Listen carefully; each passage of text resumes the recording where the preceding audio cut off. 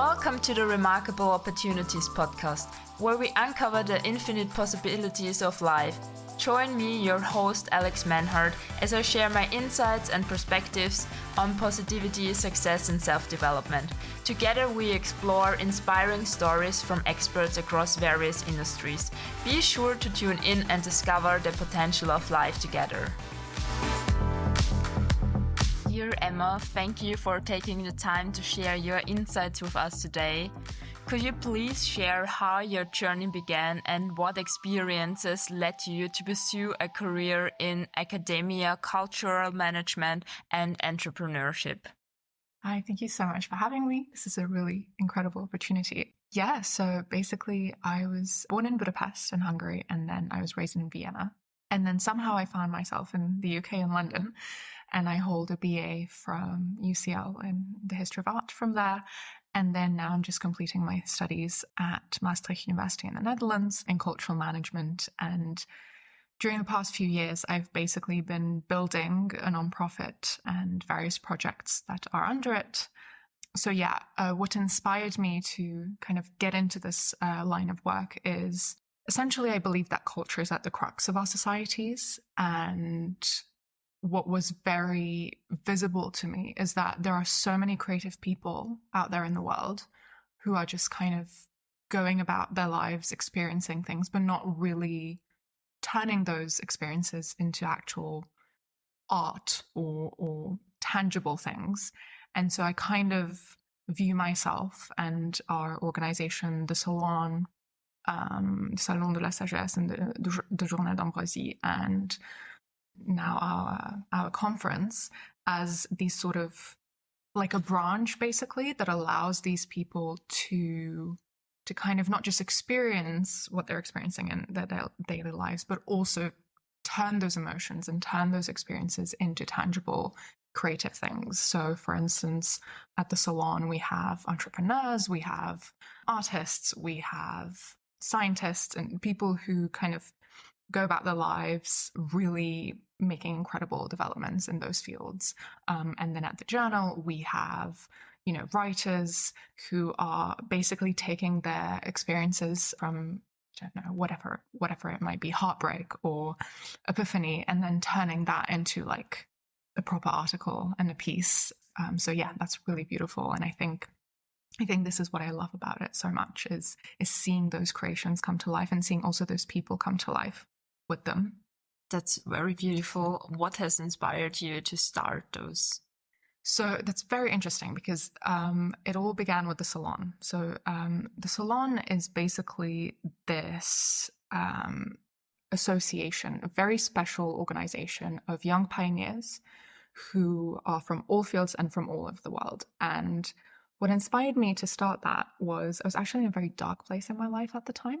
And I think looking back now, I think my brain and also just my whole being was looking for this creative escape, for something to sort of get me out of my daily reality. And it just randomly, this idea just randomly popped into my head.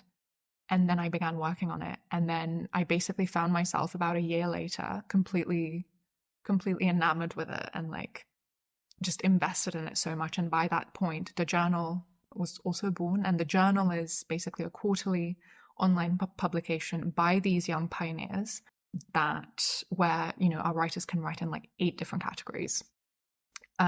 So yeah, I think in hindsight, looking back, it's one of those stories where you can really turn something very sad and kind of dark into something like a beautiful happy ending kind of. Where can we find you? Or where can, if artists or something want to start? Yeah, absolutely. So we have all sorts of social media. They can find us on Instagram, on LinkedIn, everywhere.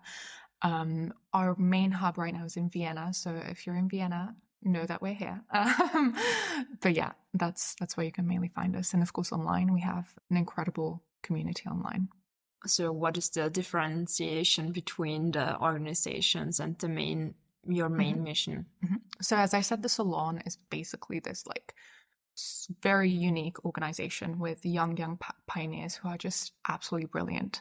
And it kind of acts as a membership club, an exclusive community for the pioneering voices of our generation. And by pioneer, I mean people who are really paving the way in their fields, whether that be science, business, or art, or anything else, and realizing the developments that will really make a difference for our generations and just people and society at large in general. Now, the Salon is the mother association, and then the journal was born out of this. And the journal is basically, it has the same vision, the exact same vision, but it's a very tangible manifestation of this vision, because the Salon is it's an exclusive community. And so what we wanted to do was to bring to life something that's open for everyone. And this is why the journal, if you go on the website, you'll see that it's a galaxy, it's a universe of its own. And you've got people from, again, all over the globe writing about all sorts of different things. And the journal is, ambroisie, basically, it's the nectar of the gods. So what we're trying to do is really give so much knowledge and spread all these different ideas and different visions of the world. And you can write in 8 different categories, as I said, and that ranges from art to science to social commentary to creative writing. And we're published quarterly, so every couple of months, always surrounding a specific theme. So we just had our recent publication that came out a few weeks ago entitled Flames and Storms. Wow, that's beautiful. Yeah. And what motivated you to become an entrepreneur and co-founder? Again, I mean, I could say the same. I really wanted these people that I saw around me to kind of be able to express what is innate to them, this creativity.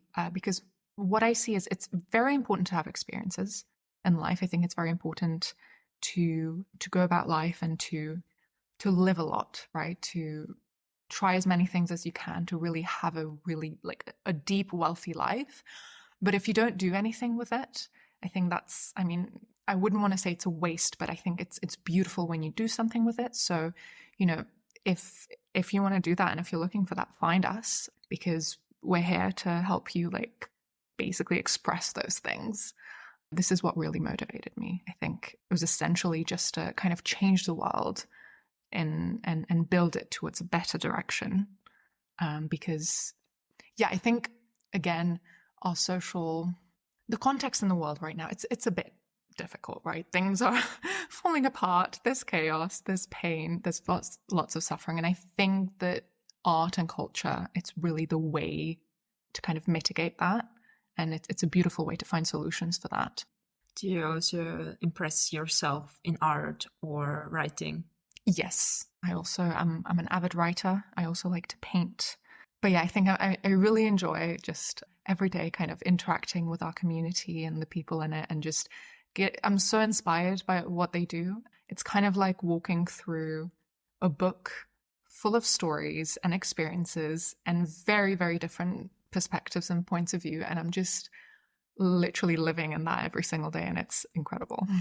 Were there some highlights what you want to share with us? We have this incredible writer at the journal whose writings are very close to my heart, Anya Radonjic, and she writes incredible stuff. So I really urge you to check that out. And we have the Salon is an exclusive community, so I cannot reveal names of people there, but there are definitely a lot of people that inspire me there.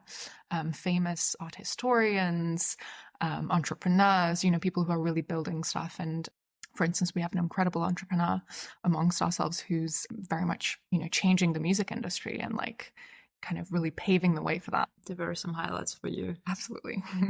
What motivated you to stay focused on your project? It's not always easy. There are definitely difficult times, but I think the 2 things that I would say motivated me, I'm just looking up and I'm thinking a lot because I have so many answers to this.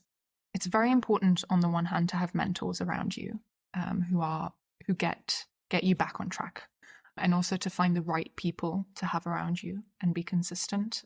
So I think I would say these are the 2 things. Find the right people really that will support you on your journey, and be consistent, because essentially your dream is your dream, right? So no one can really take that away from you. Even if you have difficult days and moments when you're just oh, okay, I just want to throw this out. I think you have to just ground yourself. And for me, these people really help with that. All the people that are not truly happy for you, where you can kind of feel that there's something shady, cut them out. Like, you don't need them. They're just gonna, they're just gonna slow you down. But then again, be consistent. Just try to always stay calm and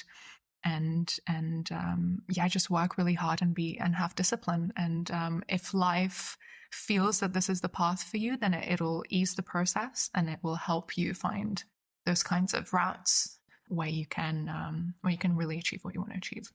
And how have your interests influenced your personal development? There's lots of answers to this again, but I think one main thing that I would say is learning how to lead a community. That was like huge. So knowing how to gather these people into one and kind of finding the synergies between them and between their ideas, that can be very challenging. And also, I think this is the right time to bring in my wonderful co-founder, Dodo, who's been an absolute treasure and whose passion and just love and incredible strength has basically been like absolutely indispensable throughout these past few years. And with her, we've had to manage quite a few conflicts over the past few years, which actually tends to be quite fun. For instance, I'll give you a very easy example. At the journal, obviously we have our writers and we have our editors, and sometimes they don't see eye to eye and there's conflicts of interest. And so we had to kind of mitigate those and smooth those out. And it can be very interesting to see why one person doesn't agree with the other. And it can really birth very interesting intellectual debates as well. But of course, there's lots of skills that you get out of it, and diplomacy and communication and stuff like that. But yeah. And how have you had this helicopter view? Like, how did you know what to do or how to start? I think intuition here, I would say. Just try not to always control everything. Sometimes you have to push certain things and you have to be very strict with that. But then sometimes you also have to learn how to let some things go and see where they take you. And I think in these situations, because there are multiple people involved, I think you have to just kind of, stay grounded and also listen to what everyone's saying and kind of find that one key where you can smooth things out. And I think the only way to do that is to really listen to yourself and truly hear the other person as well. Not just what they're saying, but what's behind what they're saying. So you said that you have so many members, right? How have you taken this challenge that you combine them? Well, on the one hand, I think it's quite easy in the sense that we're a digital community, essentially. People are from all over the world. And so there was no other way to kind of collect them into one, but to do everything online. But then also, we do have physical meetups and physical interactions as well. I think one very good example of this is the ACMC, so the conference, the Arts and Cultural Management Conference that recently came into our portfolio, and it's organized by the Salon. And I think that for us, the Salon is basically the perfect network. And by Salon, I also mean the journal. It's basically imagine it as two in one.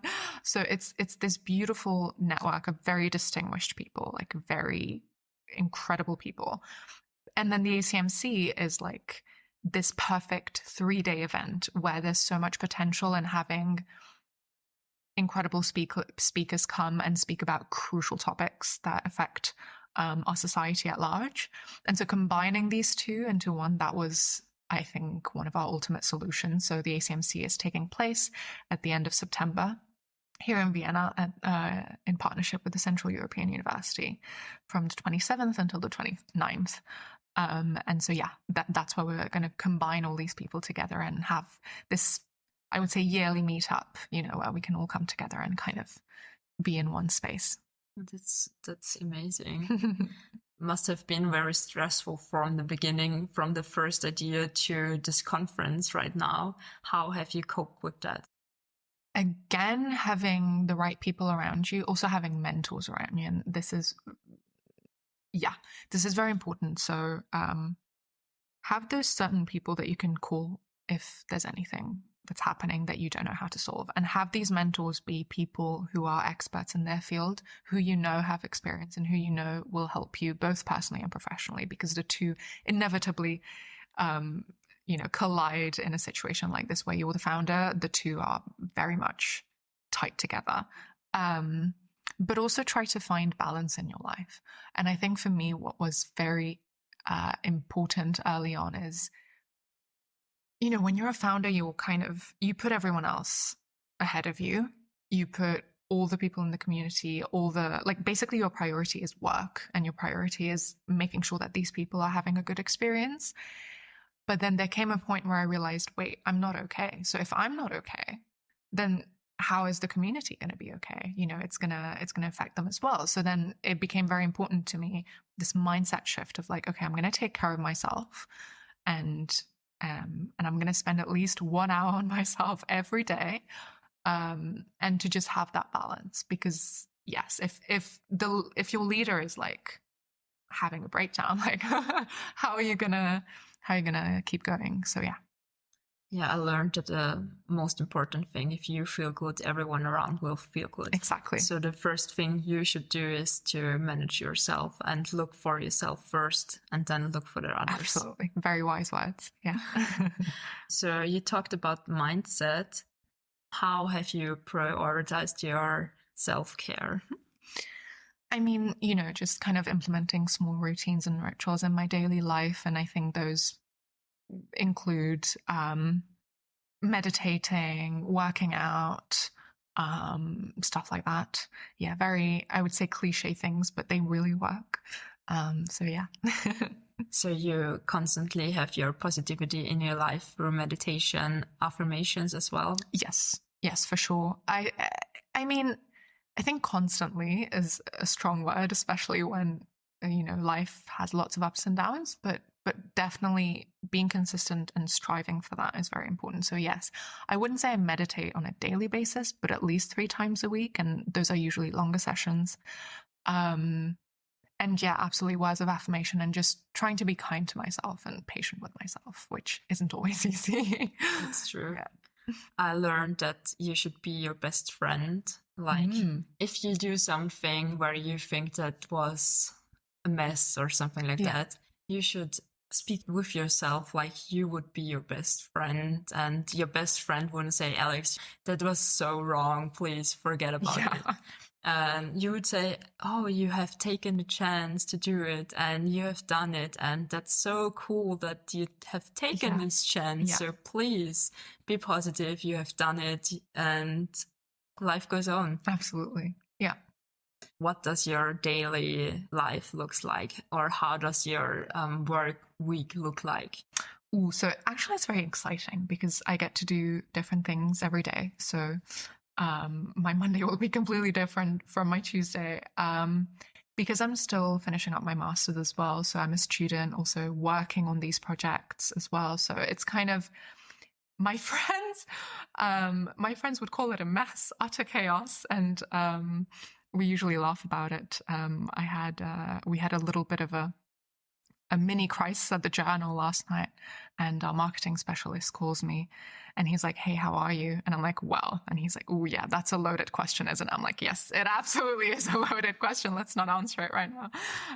So yeah, but I would say my work day ranges from about 8 to very late in the evening, with lots of different things in between. So it's literally different every day. I could not give you one thing that's the same, except for, I don't know, my skincare routine and stuff like that. But like most of it is very like me running around, meeting people, talking to people, and working on my thesis, and then going and having a bunch of meetings online. So it's very different. So it's very different every day. Yes, and you absolutely. Don't have a routine where you say, you know what, I actually prefer it this way. I'm one of those people that loves having a different thing to do every day, because it's like you never know what's going to happen, and there's so much adventure in that. So for me it works. I know for some people it doesn't, but for me I really like it this way. Yeah. And how would you define success? Oof, okay. I think my definition of success has been growing, and it's been it was very different a few years ago. I think now success for me is knowing that whatever challenge you're presented with, whatever problem you're presented with, you will be able to solve it. And knowing that even if it doesn't go the way that you planned it, it's going to be all right and it's going to be in your favor. But if it's not, you're still going to be fine. And then most importantly, being able to celebrate your milestones and having people around you that will also celebrate with you and that will be sometimes even happier for you than you are for yourself. So I think that's what ultimate success is. It's a really beautiful definition of success, I would say. And how do you continue seeking opportunities in your life? I mean, I've never had much trouble creating things, I would say. I've always been like a very hyperactive person who's just gone and like, I just did a bunch of creative things. So like all the time, all my life. I think what I had issues with though is like not giving up at certain moments in time, because I think, for people in general, when things get a bit more difficult, we tend to be like, oh, okay, well then it's not worth it. We'll just let it go. So actually I have found a little strategy around this, and I like to call it the triangle of beliefs, or like the various stages of belief. So the way not to kind of give up and to be like, okay, I'm going to continue doing this, is to be like, okay, when you start like a creative endeavor, you have a vision and you have a mission and you have this very strong sense of like, I want to do this, I'm going to do this, I believe in this. And so you have that initial belief. And then throughout the many months and years that pass, you're also inevitably going to gain a belief in yourself, because otherwise there's just no way you're going to accomplish anything. So you're going to have also this very strong sense of like, I'm not even sure I would call it self-confidence, but just this like inner knowing of like, yeah, I'm good. Like, I'll be fine. I'm going to do this. It's going to be fine. And then I think what has been the most interesting experience, and like what I would really say is the most important stage in this, is when you see that other people start to also believe in your vision and your mission, and when they also add their own vision to your vision, and they also start like working really hard on it and being really, really passionate about it.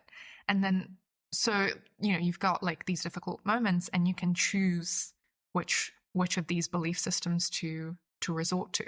And for me, like the last one obviously is the most powerful thing. Like when you're really, really down, you can just be like, okay, but there are so many people who believe in this and who also agree with me and who are on this journey with me. So like, let's go, let's do it. So yeah, depending on like what is going on in my life, I just anchor myself in one of these and then keep going. So you also take your community to help you to Absolutely stay motivated. Yeah, there's no point, and otherwise, you have to have this strong sense of connection with them. Have you ever felt that this project isn't what you want to do, or have you ever had troubles? Yes, of course. I think that's inevitable. I think I was listening to a podcast like a year ago or something. I don't even know what it was called anymore, but it was very interesting because there was this woman who was talking about like, if you've never wanted to give up and if you've never wanted to like throw it all out and just do a completely different thing, then that means either you're not doing a real project or you're still in the honeymoon phase of the project. So absolutely. And I think that's completely normal. And I think it's just also like how we grow as people. Yeah. And the projects also go through many rebirths and changes. So for sure. Have you ever had a phase where you changed the direction of the project? Absolutely, all the time. And I think that's also very important to be able to be that flexible and to understand that maybe you have this very strict vision in your mind, but maybe that's not what your community needs. And maybe that's not what the world needs. And so, for instance, right now we're actually going through a massive rebirth at the Salon. And, we've come really far this past year, but we also understand that it's time to focus it a bit more onto a specific place, to just change the vision a tiny little bit, to like focus it more in order to make it even more successful. So I think that's, yeah. And what's your current vision? So, I mean, the current vision really is just to unite these incredibly brilliant people into this one community and to, in the next 5 years, what we want to achieve is to become one of the most prestigious, exclusive communities in Central Europe. And I think we're just working towards that, like all the time, constantly. And so now we're rebranding. We're going to have like new image, new logo, everything. And we're going to hopefully be able to really anchor ourselves in Central Europe, namely Vienna. So yeah. Then I cross my fingers that you will do it.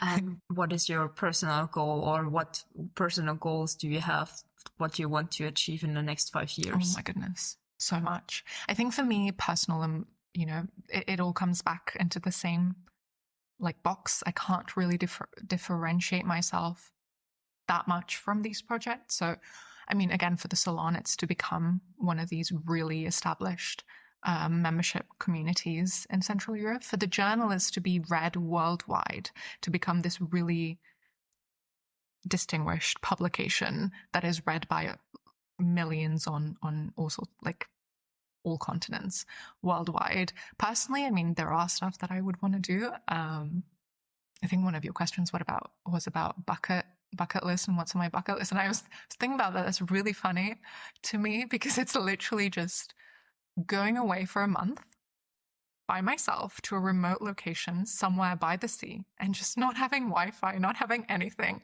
and just reading and writing and just being away from people in general and being all by myself and just enjoying life and not being pressured by time or duties. So yeah. So you just want to stay in the moment and enjoy this place. Yeah. My life is very busy, so lots of things happen very quickly all the time. So I think sometimes it's very good for me to just like, be like, I'm out and just stay away from everyone and everything for a bit. Yeah. And do you establish this in your daily or in your life? Yes. This is where, again, meditation comes in and all sorts of various rituals that I try to do. Absolutely. Those are substitutes for this. Yeah. So you take breaks, but you're not going on a vacation right now. This will be... No, not right now. No, but I do tend to do that, especially if I have like a challenging, I don't know, period behind me, I'll gift myself like a little weekend where I'll go somewhere. I love solo trips. I love traveling so much, especially alone. It's so great. So I love that. Or I'll just literally allow myself to just really like have gift something to myself, buy something special, or really just go away and travel and have a break. Yeah. And what destinations would you like go to? I mean, usually it would come back to like Italy, places like that. I think I'm a really big fan of Italy. And the South in general. Yeah, I want to explore the North now because I haven't really been there yet. So that's next, I think. Then I hope that you can have your vacation as soon as possible. Thank you. And relax a bit. Yeah. So can you describe me a time where you had to step out of your comfort zone to pursue a new opportunity? I mean, actually, that was the Salon. Mm-hmm. I think that was the biggest one, is when it came about and how it came about. But because I already talked about that, I'm going to think of something else. You told me that you have no trouble of going to people and having an impact like in their daily lives. I mean, I think I do have. I have my own limitations, of course, and I'm learning every day. But generally speaking, creating things and having a vision and having creativity, that's never been an issue. No. I was always very stubborn in that way. I was like, this is what I want. This is what I'm going to do. Yeah, I think actually, if we go back to the very birth of this whole creativity thing and how it came about, I mean, I was raised in an environment where business and stuff was very important. So presenting my environment with the idea of, hey, I'm going to go study art history. And they were like, I'm sorry, what? What are you going to do? And so overcoming that was a very big step in my life. But I remember the feeling of being so sure of it. There was no doubt in my in myself that this was the right way for me. And then, you know, soon after, a couple of years down the line, the Salon was born. So I think it was all meant to be. Yeah. When someone has issues of going out and present himself, what tips would you give the person? Try as many things as you can, because you have to see what lights your fire. It's not going to happen. It's not going to fall into your lap. Like, you have to, I don't know, for example, when I was smaller, I was doing badminton, ballet, and horseback riding at the same time. And badminton stuck with me. The rest just kind of, I was like, I'm not that passionate about it, but I was really passionate about badminton, and then I played for 10 years. So I think doing that for yourself and having the courage to be like, you know what, I deserve this. I'm going to go out and I'm going to try that. That's really great. And also, I would recommend, again, solo traveling, not necessarily just for the traveling itself, but because you get to know yourself in such a specific way. You get to know your own limits, your own boundaries with others, and kind of your inner workings and how you operate. So that I would also recommend that. So have you ever had self-doubt? About what in particular? Like going out and showing the world what you can? Yes, of course. I think that comes with it. And I think, I mean, that's inevitable, isn't it? I think we live in a society where others' opinions matter, especially in the digital age.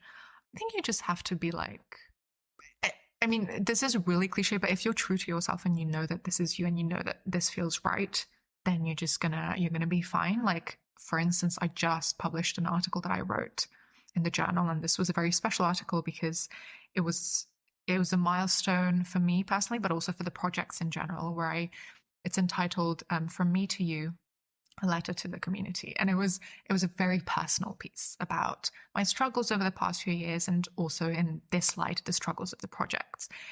And then we also did like a whole photo shoot around it, but also just like when the idea was born into my head, it felt so right. And then after it got published, I had this like major kind of like anxiety about, oh my God, what are people going to think? And like, oh, I shouldn't have written this, and it's too personal, it's too vulnerable, you know? But I think I think self-doubt often comes from us being afraid of our own depths and vulnerability. And I think you just have to be like, it's very unique to be able to share that, and it's very brave to be able to share that. So just go with it. And those people that are gonna, you know, not like it, they don't matter. You know, they have their own reasons. They're allowed to have their own opinions. Yeah. So you would say just go for it and show the world who you are. I think yes, but also follow your intuition. You know, like if it feels right, it's right. That's it. But when someone has problems of feeling his intuition, what recommendation would you give? Ooh, yeah, that's a juicy question. I mean, this is, again, a long journey of self-exploration. This is not going to happen overnight. Whatever tools work for you, whether it's meditation or sports or just reading or writing, whatever it is that works for you, try to find that. And then, you know, be honest with yourself through that, and explore yourself through that. This is also essentially about trusting yourself. So it's very important to have that self-confidence, and that's built over time. So you can't wing it. I would say just take the time and be patient with yourself and find what works for you. And then I think you'll be fine. You'll get there. And what key skills have you adopted during this time, which are essential for success? For success, I think the single most important thing is tenacity and perseverance. Like everything else is just going to come naturally if you have that. If you have this sense of like, I'm going to keep going no matter what, because I have this dream, you're going to find a way. Yeah. I also found that for me, like, I'm someone who doesn't give up easily. So life really has to hit me very hard for me to be like, okay, I'm out. But yeah, I think just tenacity and being able to build that strength that you can harness over time whenever there's like a more difficult period. Yeah. So not giving up and stay disciplined and Yeah.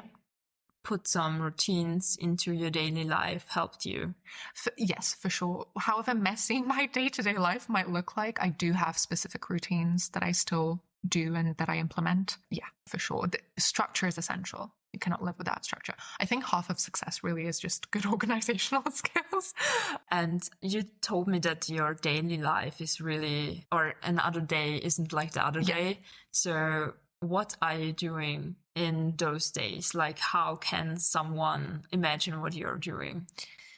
I mean, my job basically is just dealing with people all the time. So, communicating with people, finding new people to join us, people. So yeah, there's lots of meetings involved. There's lots of emails, lots of calls, lots of physical meetups as well. That's basically it. But also I think what's especially in these times when we're rebranding and kind of going into a new era of the project, I think what's very important is to leave time for that vision. So just really ground yourself and kind of just sit there and think, okay, what do I want this to look like? How are we going to announce it?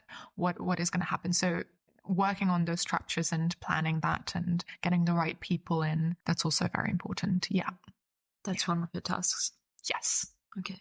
And what else? Like you told me that it has so much different parts, and you're also dealing with arts. Yeah. How do you take arts into your routine? I mean, obviously I read a bunch of news about arts. I also have lots of artist friends. And again, I look to the community, basically. I go there and I'm like, oh, there's art everywhere. There's and by art, by the way, I don't just mean visual arts. I mean literature, music, everything you can imagine, theater, whatever it is. I even find that oftentimes I think of entrepreneurship as an art because of the various things that you have to kind of build up in the way, how creative you have to be in order to kind of build those things up. So art does play a really important part in your life. Yes. I mean, also because I'm a trained art historian, so I love it and I just can't not love it. But yeah, also just the people I'm surrounded with, this is who they are. They're artists, either artists or artists of life, That's so inspiring. And what inspired you or what will inspire you for the future? Again, I always have to come back to the people. Their creations inspire me so much. Them being able to express what they feel, what they experience in the way that they do, I think that will bring about such a beautiful future, not just for our community, but hopefully society at large, just because of all the things that they're doing and the way they're doing it. I mean, that's what gives me so much hope, and that really inspires me. I think others really inspire me. Whenever I feel down, I just look to my community and I'm like, okay, this person is incredible. This person's brilliant. Like whatever they're doing with their lives, I'm just like, oh my God. So you take those inspiring arts and to stay positive and to give you, like, the world has so much to offer you. Yeah, absolutely. Absolutely. And in the end, I wanted to ask you, do you have any tips or tricks of mindset that you want to share with the community? Of mindset, I think I've shared pretty much all of it. Maybe books that I can recommend or something that... One book I always keep going back to is Women Who Run with the Wolves by Clarissa Pinkola Estes. And I recommend this to you as well. It's a beautiful book. It's very, very long. But I keep going back to it all the time because it's such a complex and yet somehow really true writing about women and like the nature of women and the complexity of us and I think, but also humans in general. And I think that has really helped me. But yeah, I mean, in terms of mindset, I think again, consistency, I would really stick to that and just taking care of your mental and physical health. It's very, very important. And having this mindset of like, I'm just going to go for it. Don't put limitations on yourself because other people already do it anyway. So there's not much point to that. Yeah. And again, surround yourself with the right people. So whether that be family, friends, or just colleagues, I'm very lucky. and my partner Dodo, who's just absolutely, she's been amazing. Like we built everything together, and also mentors, of course. And I have two wonderful mentors now, Andrea and Maddie, who have helped me so much, so much. And they've really challenged me as well intellectually, and they taught me so much about strategy and communication. So, you know, these kinds of things are, again, very cliche, but very true. So if someone doesn't have a strategy, what would you recommend this person to do? Find someone who does have an idea about a strategy and brainstorm together. I think what's also very important in a project like this is you might have a vision of your own, and that's fine and that's beautiful, and you should achieve that and like do that. But I think when you're together, you're stronger together. You're much stronger together than alone. So finding those people who you align with, you might not always agree, but there's beauty in that, because then you come to an agreement in the end that's like so much better than what you could imagine. So I think really find people who maybe have different skill sets, maybe their brains work differently, or they have had different experiences in their lives, and just bringing those people together in the same room, wow, they can really build amazing things. And in the end, would you like to say something? I don't know, I could say so much, but I feel like I'm very lucky to be on this podcast. I'm very lucky that we came this far to be able to actually talk about these projects as, like, you know, they're getting so much more successful, and I'm very, very proud and grateful for that. And I think what I would say is, you know, I'm very young. I'm 24. I just turned 24. And so if I can do it, like, you can too. Like, I don't think there's an age limit on these things. I mean, the Salon was born when I was, I think, the idea of it anyway, when I was 21 or something. So, like, you know, don't put limits on yourself. Again, just allow yourself to create and to be who you are, and just forget about everyone else. Like, the right people are going to stay by your side. The rest, you know, they're just going to fall away, and that's fine. Well, then I say thank you for this inspiring podcast episode. Thank you for the opportunity. I wish you all the best, and that you have so much success with your project. All the best, your Alex. This was a new episode of the Remarkable Opportunities podcast. I hope you got a lot out of it and can use some tips and tricks in your everyday life. Support me by subscribing, liking, and/or leaving a comment. Your feedback is very welcome and helps me to spread the message of positivity, success, personal development, and possibilities of life even further. I look forward to having you join me for the next episode. Until then, never stop pursuing your dreams. All the best, your Alex.